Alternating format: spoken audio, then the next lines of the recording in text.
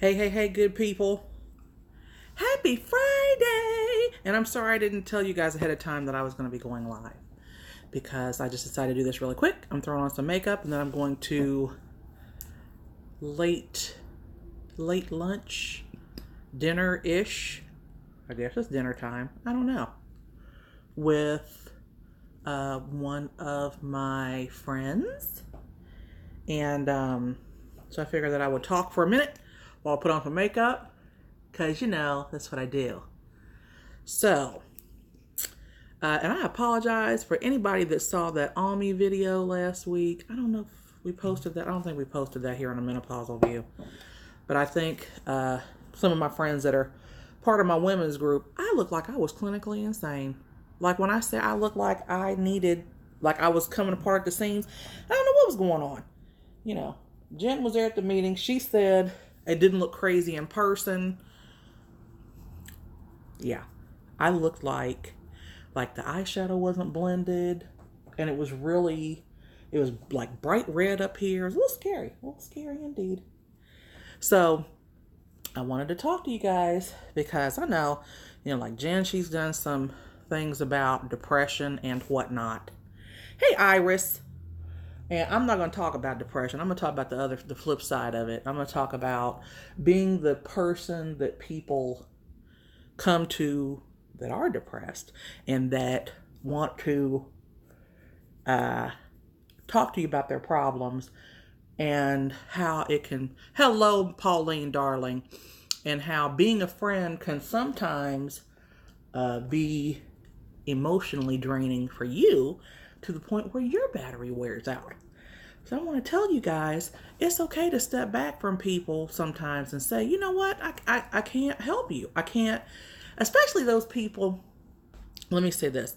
I don't want to sound like I am not compassionate. I'm like literally one of the most compassionate people in the world. If you ask me for help, I'll do what I can to help you. But I also know when to say, you know what, I've given you my advice. Because see, some people just want the attention of whatever the problem is. You can give them 30 different routes to take to try to, fix the problem. And they're like, well, no, they can give you a litany of reasons why they can't take your advice. Okay. All right. Well, then our business here is done. Like I might listen to you for a little bit, but after that, we're done.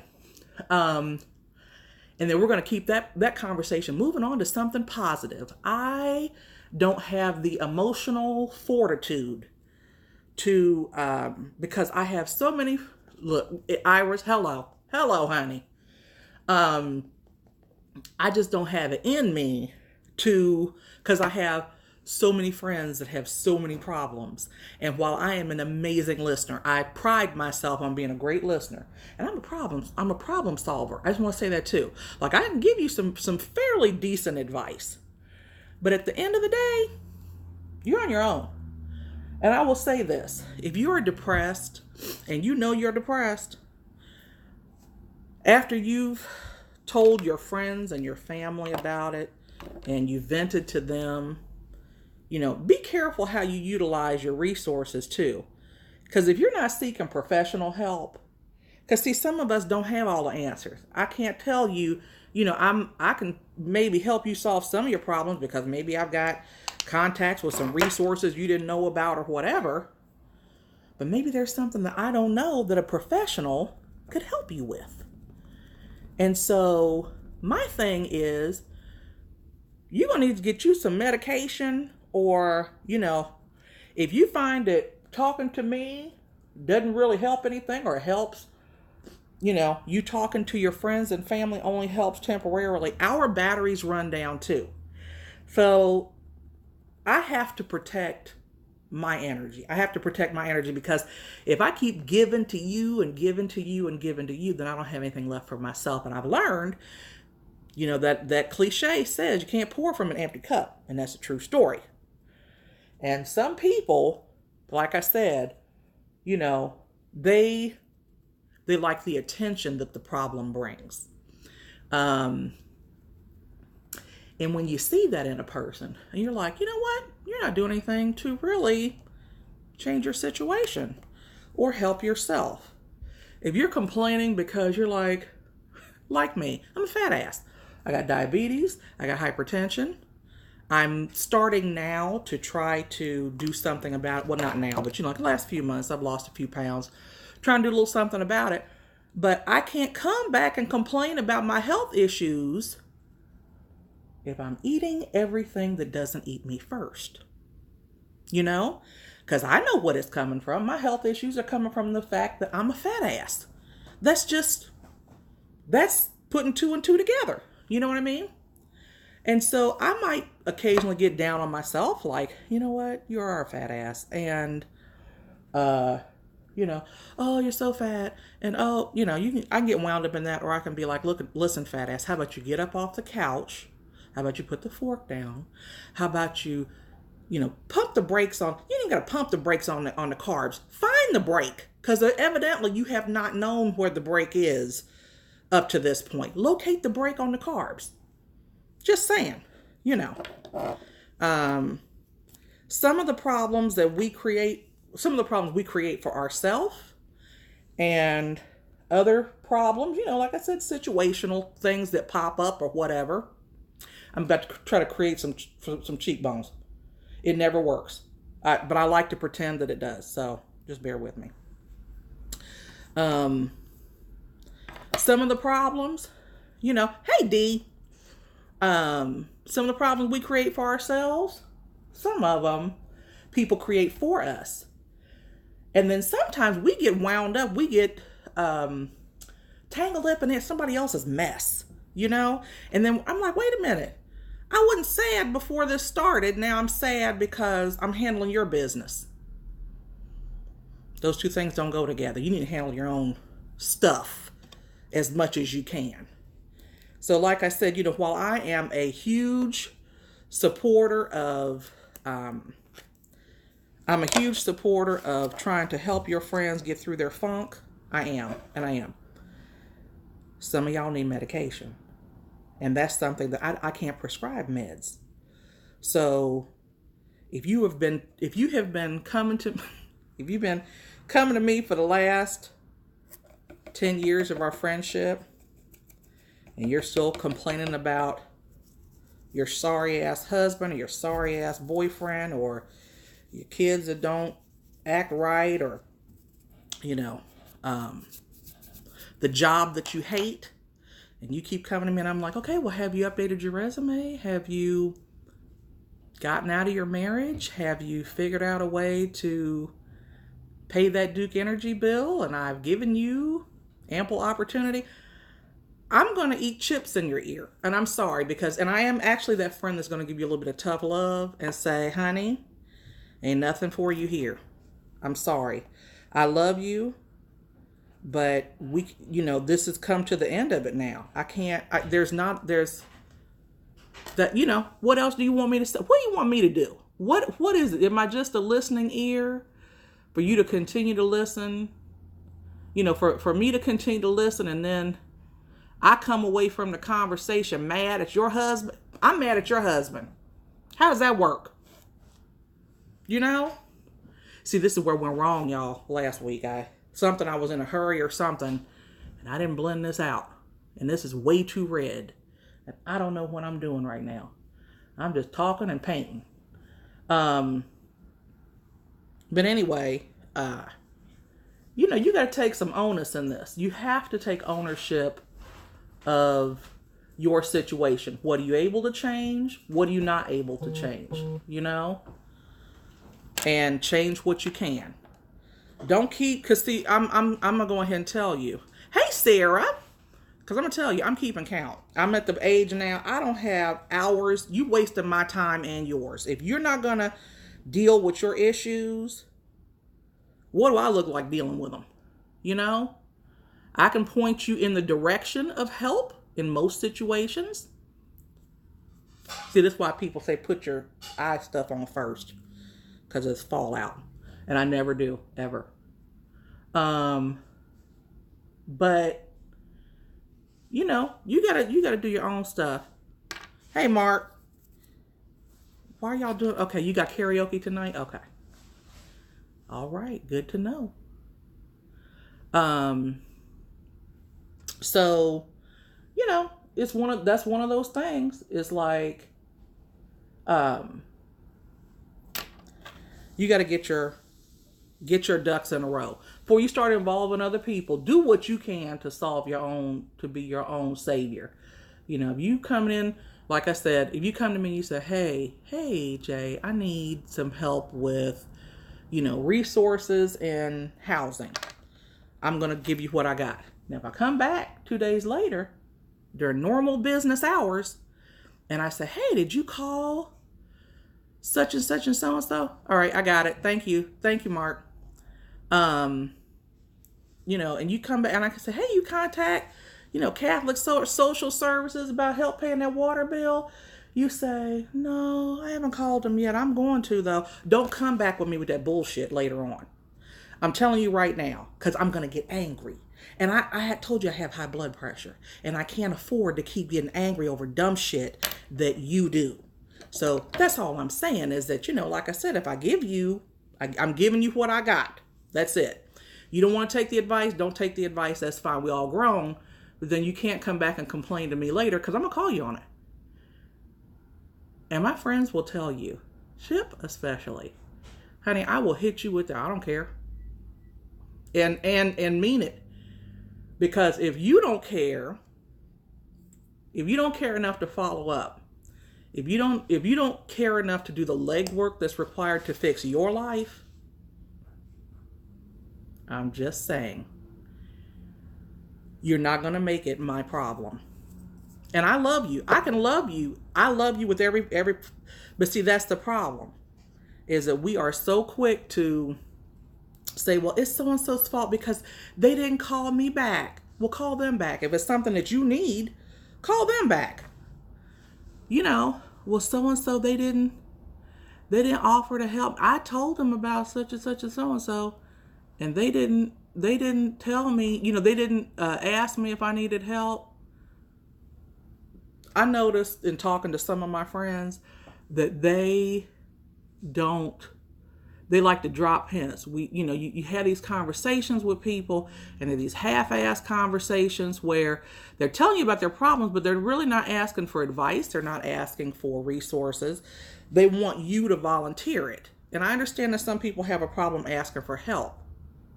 But then don't get mad at that person because you didn't make your motives clear in the first place. Well, someone said they should have checked up on me. They should have asked me. I told them, and they didn't even ask about it. People got their own shit going on. Do you not know that? I need another mirror. Morgan. Because I'm about to make a mess out of my eyeballs. I am. See, this is this crazy person look that I was shooting for, that I ended up with last. Well, I wasn't shooting for it, but I was, this is what we ended up with last, and then during the Army meeting. But like I said, this whole, I don't even know what it is. This dropping hints thing. People don't like to be direct. My thing is this: be direct, and if you need something, say what you need. That's it. I'll give you what I got. I'll give you the resources that I have available to me. But like I said, if you don't do the work, if you don't follow up, if you say, no, I haven't gotten in touch with them yet, and it's been a full 7 business days, which means it's been 10 actual days. I can't help you. I can't. Physician, heal thyself. Because a lot of this shit we bring on ourselves. And you can't tell me that you don't. That's the thing. You got to get your hustle on. If you're broke, you better figure out a way to get unbroke. If you don't have any money and you're able to work, I'm not talking about the people that are unable. Don't come comment here on the folks that are unable to get out here. You better get you a side hustle. You better be out here cutting grass, cleaning houses. There are so many side hustles out here that if you are an able-bodied person, you should be able to do something. there's other resources available. Oh, that's that white eyeliner. I don't know what that. We know what happened with the white eyeliner the last time. There are agencies that can help you. There are churches that can help you. Usually your local Catholic social services, they can usually help you with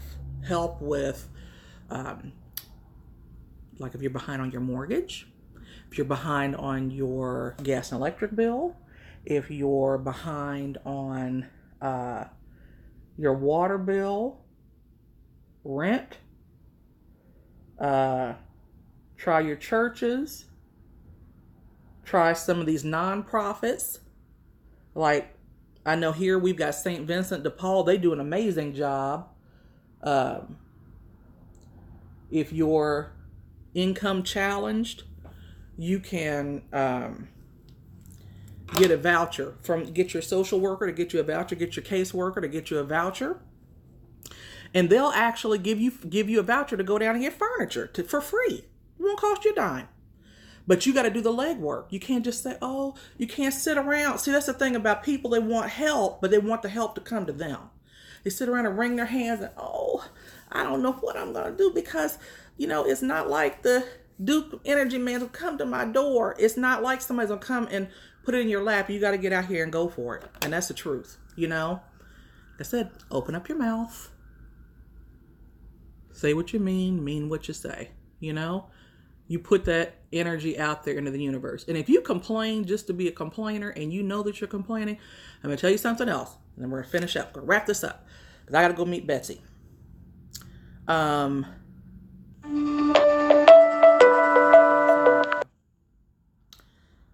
going to say this, that you better speak positive energy over your life. Whether you believe in God, whether you believe in whatever you believe in, you don't believe in anything, energy is energy. And if you don't speak positively over your life, if you're always, the energy that you put out is the energy that you get back threefold. So if you're always complaining, if you're always, woe is me, if you refuse to count your blessings. And I mean, sometimes you got to get up in the morning. There are mornings where I don't feel good. There are mornings where, I'm struggling emotionally, mentally. When I'm struggling, I literally write down, I count my blessings. I write them down because it helps me to remember that I am still ahead in this game called life. Adulting is adulting. It's illness. It's cash flow problems. It's responsibility. It's fucking laundry that comes out of nowhere that is just never ending. Oh my God, the laundry is never ending. And so, and every time you turn around, there's another responsibility being tacked on. I posted this thing today because I was thinking about it, and I'm just like, I listed out the things that I'm responsible for maintaining, one of which is my pH balance. And I'm like, why not throw that into the pot too? Because I'm responsible for maintaining that. We're all women here. So it's a struggle. And at present, I got a solid D. I got a solid 64%. That's where my average is coming in at. So when I tell you, like, I believe in a higher power. So I believe that when I speak energy, when I speak positive, that's what my guardian angels hear. And they're like, hey, because it's one band, one sound. They're like, hey, absolutely, let's get this party going. Let's throw some. She appreciates what we're already giving her. Let's give her some more. So, but when you speak negatively over your life, imps hear you. And they're like, oh, she doesn't appreciate what she already has. She's up walking around. She might have a limp, but she's up walking around. She might not have lobster, but she's got a peanut butter and jelly sandwich, and that's more than a lot of people in the world have. But when you don't speak positively over your life, you get what you get. Don't throw a fit. I'm just saying. Have an attitude of gratitude. That's all I got for you.